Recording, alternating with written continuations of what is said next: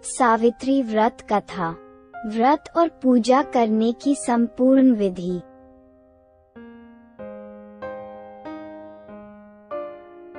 वट सावित्री व्रत एक ऐसा व्रत है जिसमें हिंदू धर्म में आस्था रखने वाली सभी स्त्रियां अपने पति की लंबी उम्र और संतान प्राप्ति की कामना करती हैं। उत्तर भारत में तो यह व्रत काफी लोकप्रिय है और दक्षिण भारत में भी कुछ राज्यों में इसकी मान्यता है।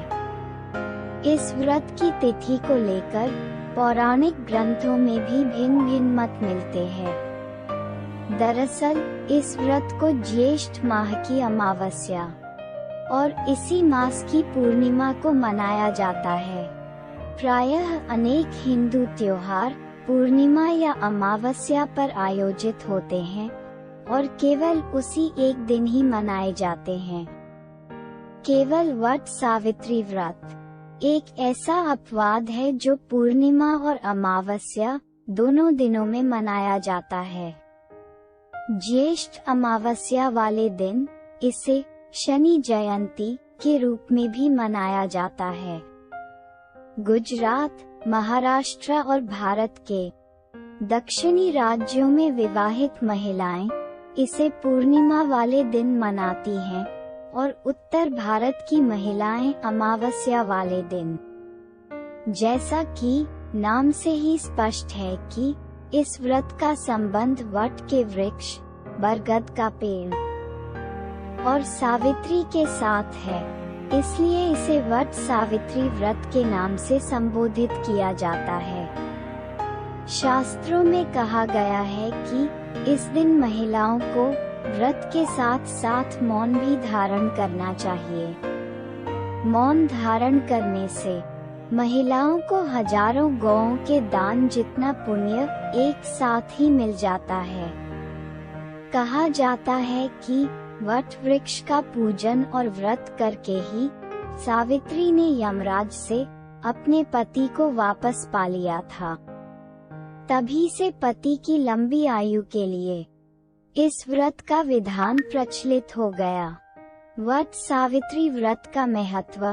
वट सावित्री व्रत की महिमा का उल्लेख कई हिंदू पुराणों जैसे भविष्योत्तर पुराण और स्कंद पुराण में किया गया है। वट सावित्री व्रत पर वट यानी बरगद के पेड़ की पूजा की जाती है। पौराणिक कथाओं के अनुसार बरगद का पेड़ त्रिमूर्ति अर्थात ब्रह्मा, विष्णु और महेश का प्रतीकात्मक प्रतिनिधित्व है। वट पेड़ की जड़ें भगवान ब्रह्मा का प्रतिनिधित्व करती हैं, तना भगवान विष्णु का प्रतीक है और पेड़ का ऊपरी भाग भगवान शिव है। इसके अलावा पूरा वट वृक्ष सावित्री का प्रतीक है। महिलाएं अपने पति की सुरक्षा सुनिश्चित करने के लिए इस दिन एक पवित्र उपवास रखती हैं और अपने अच्छे भाग्य और जीवन में सफलता के लिए प्रार्थना भी करती हैं। विवाहित महिलाओं के बीच अत्यधिक प्रचलित ज्येष्ठ कृष्ण अमावस्या के दिन होने वाले वट सावित्री व्रत की कथा और विधि विधान से पूजा पाठ का संपूर्ण रहस्य आज हम आपको बताते और सुनाते हैं। कृपया श्रद्धा भाव से सुनिएगा। भद्र देश के एक राजा थे जिनका नाम राजा अश्वपति था। राजा अश्वपति के कोई भी संतान न थी। उन्होंने संतान की प्राप्ति के लिए मंत्रोच्चारण के साथ प्रतिदिन 1,00,000 आहुतियां दी। उन्होंने 18 वर्षों तक ये क्रम जारी रखा। इसके बाद मां सावित्री देवी ने प्रकट होकर उन्हें वर दिया कि राजन, तुझे एक तेजस्वी कन्या पैदा होगी। सावित्री देवी की कृपा से जन्म लेने के कारण से उन्होंने अपनी कन्या का नाम सावित्री रखा।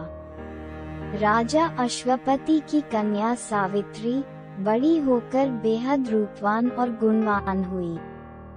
उसको उसके योग्य वर न मिलने की वजह से सावित्री के पिता बहुत दुखी थे। उन्होंने अपनी कन्या सावित्री को अपने लिए स्वयं वर तलाशने बाहर भेजा। सावित्री वर ढूंढने के लिए जंगल और तपोवन में भटकने लगी। एक तपोवन में साल्व देश के राजा द्युमसन रहते थे। वहां वो इसलिए रहते थे क्योंकि उनका राज्य किसी ने छीन लिया था। उनके सुशील और गुणवान पुत्र, जिसका नाम सत्यवान था, सत्यवान को देखकर सावित्री ने पति के रूप में उनका वरण किया। वह उनसे विवाह करने के लिए तैयार हो गई। ऋषिराज नारद को जब ये बात पता चली तो वह राजा अश्वपति के पास पहुँचे और कहा कि हे राजन, यह क्या कर रहे हैं आप? सत्यवान गुणवान है, धर्मात्मा है और बलवान भी है, परंतु उसकी आयु बहुत छोटी है। वह अल्पायु है। 1 वर्ष के बाद ही उसकी मृत्यु हो जाएगी और यह होना निश्चित है। ऋषिराज नारद की बात सुनकर राजा अश्वपति घोर चिंता में डूब गए। सावित्री ने उनसे उनकी चिंता का कारण पूछा तो राजा ने सावित्री से कहा, पुत्री, तुमने जिस राजकुमार को अपने वर के रूप में चुना है, 1 वर्ष के बाद ही उसकी मृत्यु हो जाएगी। वह अल्पायु है। तुम्हें किसी और को अपना जीवन साथी बनाना चाहिए। उससे विवाह करने का विचार छोड़ दो। इस पर सावित्री ने कहा कि पिताजी, मैं एक हिंदू नारी हूँ और आर्य कन्याएं अपने पति का एक बार ही वरण करती हैं। कोई भी राजा एक बार ही आज्ञा देता है और पंडित एक बार ही प्रतिज्ञा करते हैं और कन्यादान भी एक ही बार किया जाता है। सावित्री हठ करने लगी और राजा से बोली, मैं सत्यवान से ही विवाह करूंगी, भले ही वह अल्पायु ही क्यों न हो। अतः सावित्री की बात सुनकर राजा अश्वपति ने सावित्री का विवाह सत्यवान से कर दिया। सावित्री ने पतिव्रता धर्म का पूरा पालन किया। वह अपने पति के साथ वन में सुख पूर्वक रहने लगी और विवाह के पश्चात सावित्री अपने सास ससुर की खूब मन से सेवा करने लगी। उसकी सेवा से वो दोनों बहुत खुश थे और भगवान से प्रार्थना करते कि सावित्री सदा सुहागिन रहे। धीरे धीरे समय बीतता चला गया। नारद मुनि ने सावित्री को पहले ही सत्यवान की मृत्यु के दिन के बारे में बता दिया था कि किस दिन उसकी मृत्यु होनी तय है। वह दिन जैसे जैसे करीब आने लगा, सावित्री का मन अधीर होने लगा। उन्होंने 3 दिन पहले से ही उपवास रखना शुरू कर दिया। नारद मुनि द्वारा बताए निश्चित तिथि पर अपने पितरों का पूजन अर्चन किया। हर दिन की तरह सत्यवान उस दिन भी लकड़ी काटने जंगल चले गए। इस बार उनके साथ में सावित्री भी गई। जंगल में पहुंचकर सत्यवान लकड़ी काटने के लिए एक पेड़ पर चढ़ गए। तभी उनके सिर में तेज दर्द होने लगा। दर्द से व्याकुल होकर सत्यवान उस पेड़ से नीचे उतर गए। सावित्री अपना भविष्य समझ गई थी। उसे पता चल चुका था कि अब क्या होने वाला है। सत्यवान के सिर को गोद में रखकर सावित्री सत्यवान का सिर सहलाने लगी। तभी उसे वहां यमराज आते दिखे। यमराज अपने साथ सत्यवान के प्राण को ले जाने लगे। सावित्री भी उनके पीछे पीछे चल पड़ी। सावित्री को अपने पीछे पीछे चलते देख यमराज ने सावित्री को समझाने की कोशिश की कि यही विधि का विधान है, लेकिन सावित्री नहीं मानी। वो उनके पीछे पीछे चलती रही।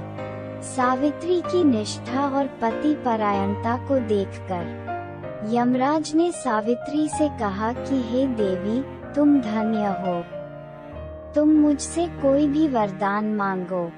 सावित्री ने कहा कि हे प्रभु, मेरे सास ससुर वनवासी और अंधे हैं, उन्हें आप दिव्य ज्योति प्रदान करें। यमराज ने कहा ऐसा ही होगा, जाओ अब घर लौट जाओ। लेकिन सावित्री अपने पति सत्यवान के पीछे पीछे चलती रही। थोड़ी देर बाद यमराज ने पीछे मुड़कर देखा तो सावित्री अभी भी नहीं गई थी। यमराज ने कहा देवी, तुम वापस जाओ। सावित्री ने कहा भगवान, मुझे अपने पतिदेव के पीछे पीछे चलने में कोई परेशानी नहीं है, पति के पीछे चलना मेरा कर्तव्य है। ये सुनकर यमराज प्रसन्न हुए और उन्होंने फिर से उसे एक और वर मांगने के लिए कहा। सावित्री बोली, हमारे ससुर जी का राज्य छिन गया है, उसे पुनः वापस दिला दें। यमराज ने सावित्री को यह वरदान भी दे दिया और कहा, अब तो तुम लौट जाओ। लेकिन सावित्री फिर भी उनके पीछे पीछे चलती रही। थोड़ी देर बाद यमराज ने फिर पीछे मुड़कर देखा तो सावित्री अभी भी वापस नहीं गई थी। ये देखकर यमराज और प्रसन्न हुए और उन्होंने फिर से सावित्री को तीसरा वरदान मांगने को कहा। इस पर सावित्री ने यमराज से 100 संतानों और सौभाग्य का वरदान मांगा। यमराज ने ये वरदान भी सावित्री को दे दिया। उसके बाद सावित्री ने यमराज से कहा कि प्रभु, मैं एक पतिव्रता पत्नी हूँ और आपने मुझे पुत्रवती होने का आशीर्वाद दिया है और आप मेरे पति को अपने साथ लेकर जा रहे हैं, तो आपका दिया वरदान कैसे पूरा होगा? सावित्री की यह बात सुनकर यमराज हक्के बक्के रह गए। सावित्री ने उन्हें निरुत्तर कर दिया।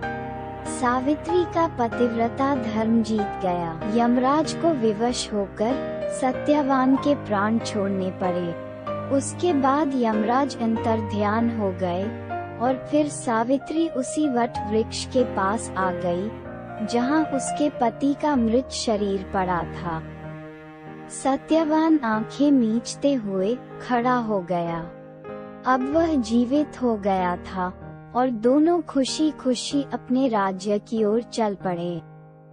दोनों जब अपने घर पहुँचे तो देखा कि उनके माता पिता को दिव्य ज्योति प्राप्त हो गई है और उनको उनका सारा राजपाट भी मिल गया है। इस प्रकार सावित्री और सत्यवान चिरकाल तक खुशी खुशी राज्य सुख भोगते रहे। सावित्री के पतिव्रता धर्म की कथा का सार यह है कि एक निष्ठ पति परायणा स्त्रियां अपने पति को सभी दुख और कष्टों से दूर रखने में समर्थ होती है। जिस प्रकार पतिव्रता धर्म के बल से ही सावित्री ने अपने पति सत्यवान को यमराज के बंधन से छुड़ा लिया था, इतना ही नहीं, खोया हुआ राज्य तथा अंधे सास ससुर की नेत्र ज्योति भी वापस दिला दी। उसी प्रकार महिलाओं को अपना गुरु केवल पति को ही मानना चाहिए। गुरु दीक्षा के चक्र में इधर उधर नहीं भटकना चाहिए। वट सावित्री व्रत करने और इस कथा को सुनने से उपवासक के वैवाहिक जीवन या जीवन साथी की आयु पर किसी प्रकार का कोई संकट आया भी हो तो वो भी टल जाता है। यह व्रत करने से सौभाग्यवती महिलाओं की मनोकामना पूर्ण होती है और उनका सौभाग्य अखंड रहता है। देवी सावित्री को भारतीय संस्कृति में आदर्श नारीत्व व सौभाग्य पतिव्रता के लिए ऐतिहासिक चरित्र माना जाता है। सावित्री का अर्थ वेद माता गायत्री और सरस्वती भी होता है। वट वृक्ष का पूजन और सावित्री सत्यवान की कथा का स्मरण करने के विधान के कारण ही यह व्रत वट सावित्री के नाम से प्रसिद्ध हुआ। सावित्री व्रत कैसे करें? व्रत करने की संपूर्ण विधि पतिव्रता सावित्री के अनुरूप ही सभी को प्रथम अपने सास ससुर का उचित पूजन करने के साथ ही अन्य पूजा की विधियों को प्रारंभ करना चाहिए। सावित्री व्रत के दिन महिलाएं सुबह जल्दी उठ जाती हैं और नहाने के बाद नए कपड़े और चूड़ियां समेत सभी आभूषण पहनती हैं। सभी विवाहित महिलाएं माथे पर लाल सिंदूर लगाती हैं। इस दिन एक बांस की टोकरी लेकर उसमें 7 प्रकार के धान्य रखें और भगवान ब्रह्मा की मूर्ति प्रतिष्ठापित करके उसके बाईं ओर एक दूसरी बांस की टोकरी रखें और इसी प्रकार उसमें सत्यवान और सावित्री की मूर्ति प्रतिष्ठापित करके दोनों टोकरियों को वट के वृक्ष के नीचे ले जाकर रख दें। दोनों टोकरियों में प्रतिष्ठापित मूर्तियों की मौली, रोली, कच्चे सूत, भीगे हुए चने और जल से पूजा आदि करके वट वृक्ष के मूल में जल का सिंचन करना चाहिए। वृक्ष का सिंचन करके वृक्ष के तने के चारों ओर सूत के धागे, जिसे रक्षा कहा जाता है, को वट वृक्ष पर लपेटकर 3 बार परिक्रमा कर सावित्री व सत्यवान की कथा सुननी चाहिए। सावित्री को प्रतीकात्मक रूप से पीसने वाले पत्थर द्वारा दर्शाया जाता है, जिसे स्थानीय रूप से सिलपुआ के नाम से जाना जाता है। पीसने वाले पत्थर को अच्छी तरह से साफ करके पूजा की जाती है। भोग या सावित्री को चढ़ाने में चावल, गीली दालें और स्थानीय रूप से उपलब्ध फल जैसे आम, कटहल, केला आदि शामिल हैं। उपवास सूर्योदय से शुरू होता है और सूर्यास्त के बाद शाम की प्रार्थना के साथ समाप्त होता है। सावित्री को चढ़ाए गए प्रसाद का सेवन करने से व्रत तोड़ा जाता है।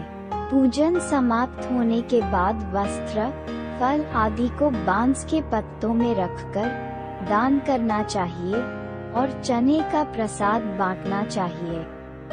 महिलाएं पूजन के बाद अपने पति को रोली और अक्षत लगाकर चरण स्पर्श कर प्रसाद मिष्ठान बांटती हैं और घर लौटकर अपनी सास ससुर आदि के पांव छूकर उनका आशीर्वाद ग्रहण करती हैं। महिलाएं इसी विधि विधान से वट सावित्री व्रत का पूरे श्रद्धा भाव से पूजा पाठ करें, तो माता सावित्री उनकी मनोकामना अवश्य पूर्ण करेगी। प्रेम से बोलिए सावित्री मैया की जय। कहानी अच्छी लगी तो कहानी को लाइक, कमेंट और शेयर करें और चैनल पर नए हैं तो चैनल को सब्सक्राइब करें और बेल आइकॉन को जरूर प्रेस करें, जिससे कि हमारे आने वाले हर नई कहानी का नोटिफिकेशन आपको मिलता रहे। वीडियो देखने के लिए आप सभी का बहुत बहुत धन्यवाद।